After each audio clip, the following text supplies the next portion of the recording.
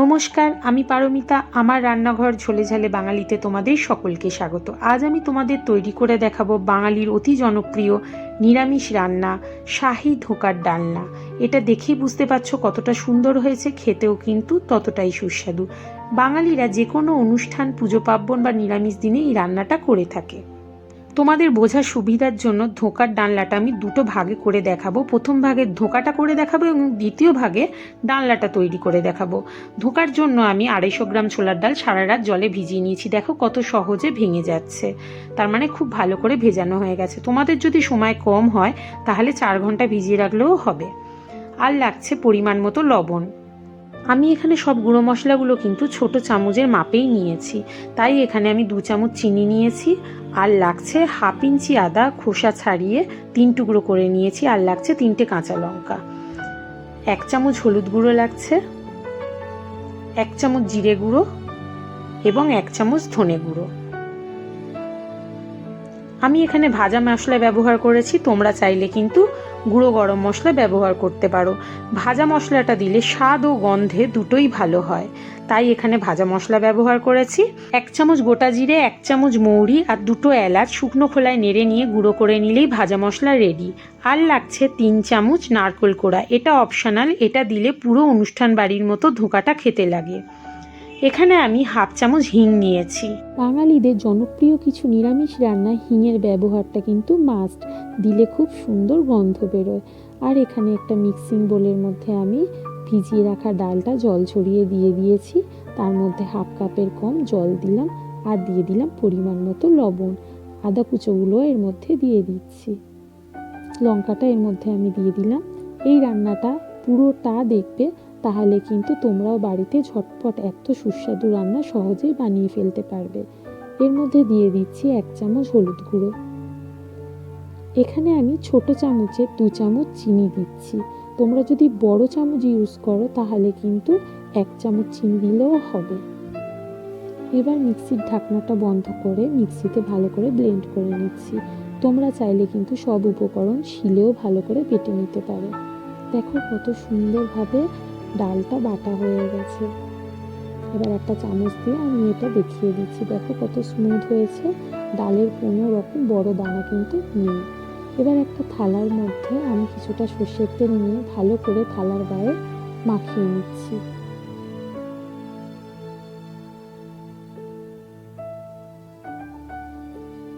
এবার কড়াটা গ্যাসে বসিয়ে দিয়েছি, তার মধ্যে বাদামটা দিয়ে হালকা আঁচে একটু বাদামটা ভেজে নিচ্ছি।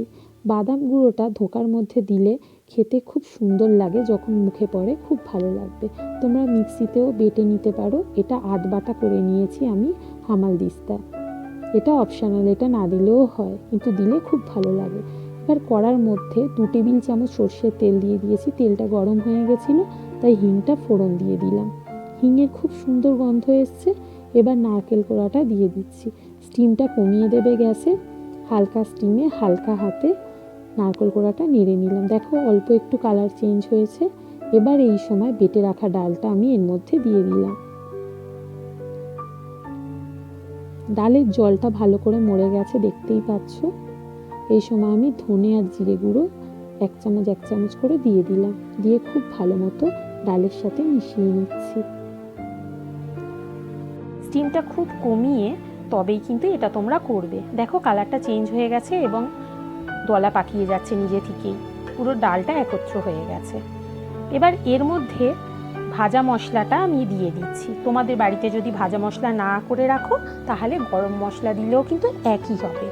আর দিয়ে দিচ্ছি আধ ভেঙে রাখা বাদামটা। এটা দিলে খুব ভালো হয়, মুখে পড়লে ভালো লাগে খাওয়ার সময়। তোমরা এটা স্কিপ করতে পারো যদি পছন্দ না করো।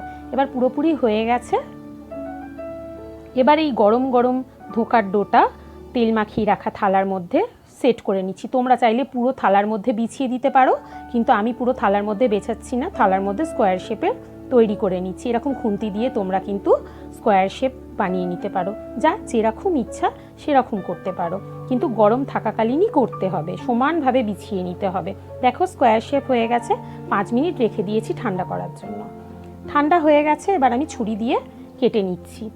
অনেকে বরফির মতো করে, অনেকে স্কোয়ার শেপেও করে। আমি এগুলোকে স্কোয়ার শেপে তৈরি করে নিচ্ছি।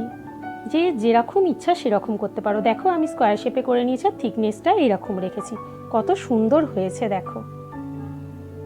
তাহলে ধোকাটা কিন্তু রেডি। কড়ার মধ্যে তেল গরম করতে দিয়ে দিয়েছি, এটা ছাঁকা তেলে ভেজে নিতে হয়, গোল্ডেন ব্রাউন করে ভাজতে হবে, একটু সময় নিয়ে হালকাভাবে ভেজে নেবে, দেখবে যেন পুড়ে না যায়। দেখো গোল্ডেন ব্রাউন হয়ে গেছে, এবার আমি ছাঁকা তেল থেকে ভেজে সব ধোকা তুলে নিলাম। দেখো কত সুন্দর ভাজা হয়েছে, তাহলে বুঝতে পারলে কত তাড়াতাড়ি ঘরেই তৈরি হয়ে গেল সুস্বাদু ধোকা। এবার আমি সেকেন্ড স্টেপটা করব। তার জন্য সেকেন্ড স্টেপ ধোকার ডালনা, তার জন্য ধোকা লাগবে। ধোকাটা আমি বাড়িতে তৈরি করে নিয়েছি, তোমরা চাইলে কিন্তু কিনে এনেও করতে পারো, কিন্তু বাড়িতে যে ধোকাটা তৈরি করবে তার টেস্টটাই অন্যরকম। এবার ধোকার ডালনায় লাগছে পরিমাণ মতো লবণ, 1 চামচ হলুদ গুঁড়ো, 1 চামচ কাশ্মীরি রেড চিলি পাউডার নিয়েছি, এটা অপশনাল, কালার হওয়ার জন্য দিলে খুব ভালো হয়। আর লাগছে 1 চামচ লঙ্কা গুঁড়ো, এই লঙ্কা গুঁড়োটা তোমরা বুঝে দেবে যে যেরকম ঝাল খাও। 1 চামচ জিরে গুঁড়ো নিয়েছি, আর লাগছে 3 চামচ আদা বাটা। আদাটা আমি মিক্সিতে বেটে নিয়েছি, তোমরা চাইলে কিন্তু শিলেও বেটে নিতে পারো। আর এখানে লাগবে নারকেলের দুধ। নারকেলের দুধ যদি তোমাদের না থাকে তাহলে 4 মগজও বেটে নিতে পারো। আমি এখানে নারকেলের দুধ আর 2 চামচ 4 মগজ একসাথে বেটে নিয়েছি মিক্সিতে। আর লাগছে একটা বড় টমেটো মিক্সিতে বেটে নিয়েছি। আর এখানে ফোড়নের জন্য লাগছে 2টো তেজপাতা, একটা শুকনো লঙ্কা, 1 চামচ গোটা জিরে, আর 1/2 চামচ হিং, স্বাদ মতো চিনি। এটা যেহেতু নিরামিষ রান্না, এতে একটু মিষ্টি দিলে ভালো লাগে। আর লাগছে 1/2 চামচ গরম মশলা গুঁড়ো, আর কিছুটা ধনেপাতা কুচি নিয়েছি। এই রান্নাটা আমি কিন্তু সর্ষের তেলে করব, তোমরা চাইলে সাদা তেলেও করতে পারো। কড়ার মধ্যে 2 টেবিল চামচ তেল দিয়ে দিয়েছি, তেলটা ভালো মতো গরম হয়ে গেছে, তার মধ্যে হিংটা দিয়ে দিলাম। হিঙের খুব সুন্দর গন্ধ আসছে। এবার আমি গোটা গরম মশলাগুলো দিচ্ছি, 2টো তেজপাতা দিলাম, একটা শুকনো লঙ্কা, আর 1 চামচ গোটা জিরে ফোড়ন দিয়ে দিলাম। দেখো কালার চেঞ্জ হয়ে গেছে, ফোড়নটা খুব সুন্দর ভাজা হয়ে গেছে, আর খুব ফোড়ন ভাজার গন্ধটা বেরোচ্ছে। এবার 3 চামচ আদা বাটাটা এর মধ্যে দিয়ে দিলাম, দিয়ে খুব ভালো মতো 2 মিনিট ধরে নেড়ে নিলাম, যাতে কাঁচা আদার গন্ধটা না থাকে। এবার দিয়ে দিলাম একটা বড় টমেটো পেস্ট করে রেখেছিলাম, সেটা এর মধ্যে দিয়ে খুব ভালো মতো মিশিয়ে নিচ্ছি। 1/2 চামচ লবণ দিলাম। এই মশলাটা তৈরি করার সময় কিন্তু স্টিমটা একদম লোতে করে রাখবে। এবার এর মধ্যে দিয়ে দিলাম 1 চামচ হলুদ গুঁড়ো, দিয়ে খুব ভালো মতো মশলার সাথে মিশিয়ে নিচ্ছি। কাশ্মীরি রেড চিলি পাউডারটা দিয়ে দিলাম, এটা অপশনাল, এটা দিলে কিন্তু ধোকার ডালনাটা খুব সুন্দর রং হবে, তার জন্য এটা আমি ব্যবহার করেছি। দেখো এখনই কত সুন্দর কালার হয়ে গেছে। এর মধ্যে কিন্তু দিয়ে দিলাম 1 চামচ চিনি, তোমরা স্বাদ মতো চিনি ব্যবহার করতে পারো এর মধ্যে। যদি তোমরা চিনি পছন্দ না করো চিনিটা না দিলেও পারো, কিন্তু চিনিটা দিলে কিন্তু খুব ভালো লাগবে, এটা যেহেতু নিরামিষ রান্না তাই এটা দিলে ভালো লাগবে। এবার দিয়ে দিচ্ছি 1/2 চামচ লঙ্কা গুঁড়ো, তোমরা যে যেরকম ঝাল খাও সেইভাবে নিজেদের ইচ্ছা মতো লঙ্কা গুঁড়োটা ব্যবহার করতে পারো। খুব ভালো মতো কষে নিয়েছি পুরো মশলাটা, দেখতেই পাচ্ছ। এবার আমি দিয়ে দিলাম জিরে গুঁড়ো, জিরে গুঁড়ো দিয়ে খুব ভালো মতো মিশিয়ে নিচ্ছি, আর অল্প একটু জল দিচ্ছি যেন মশলাটা পুড়ে না যায় তার জন্য। খুব ভালো মতো স্টিম কমিয়ে মশলাটা কিন্তু ফুটিয়ে নিয়েছি, দেখো তেল ছেড়ে দিয়েছে। এই সময় আমি নারকেল আর 4 মগজ বাটাটা দিয়ে একসঙ্গে যে দুধটা তৈরি করেছিলাম সেটা কিন্তু মিশিয়ে নিচ্ছি, আর ওই বাটিতে আর একটু জল দিয়ে এর মধ্যে দিয়ে দিচ্ছি। তোমাদের বাড়িতে নারকেল যদি না থাকে তার পরিবর্তে টক দই, কাজু বাদাম আর 2 চামচ 4 মগজ মিক্সিতে ভালো করে বেটে নিয়ে ওটাও দিলে কিন্তু খুব সুন্দর টেস্ট হবে। 3 থেকে 4 মিনিট ফোটানোর পর এর মধ্যে আমি কিন্তু পরিমাণ মতো জল দিয়ে দিয়েছি। এবার ধোকাগুলো এর মধ্যে দিয়ে দিচ্ছি। জলটা তোমরা বুঝে দেবে, কারণ ধোকাগুলো দেওয়ার পর গ্রেভি থেকে কিন্তু পুরো রসটা শুষে নেয় ধোকাতে, আর ঠান্ডা হয়ে যাওয়ার পর কিন্তু গ্রেভিটা একদম শুকিয়ে যায়, তাই জলটা তোমরা পরিমাণে একটু বেশি দেবে। দেখো খুব ভালো মতো 2-3 মিনিট হওয়ার পর ফুটে উঠেছে পুরো গ্রেভিটা, অলমোস্ট রেডি। এবার আমি এর মধ্যে দিয়ে দিচ্ছি গরম মশলা। কি সুন্দর গন্ধ বেরিয়েছে আর কত সুন্দর কালার হয়েছে দেখতেই পাচ্ছ। এর মধ্যে এবার ধনেপাতা দিয়ে দিচ্ছি। দেখতেই পেলে কত তাড়াতাড়ি তৈরি হয়ে গেল এই অপূর্ব নিরামিষ শাহী ধোকার ডালনা। তোমরাও এবার ঝটপট নিরামিষ দিনে বাড়িতেই বানিয়ে ফেলো এই ধোকার ডালনা, আর রুটি, পরোটা, নান, লুচি, ভাত সবের সাথে এটা খুব ভালো লাগবে।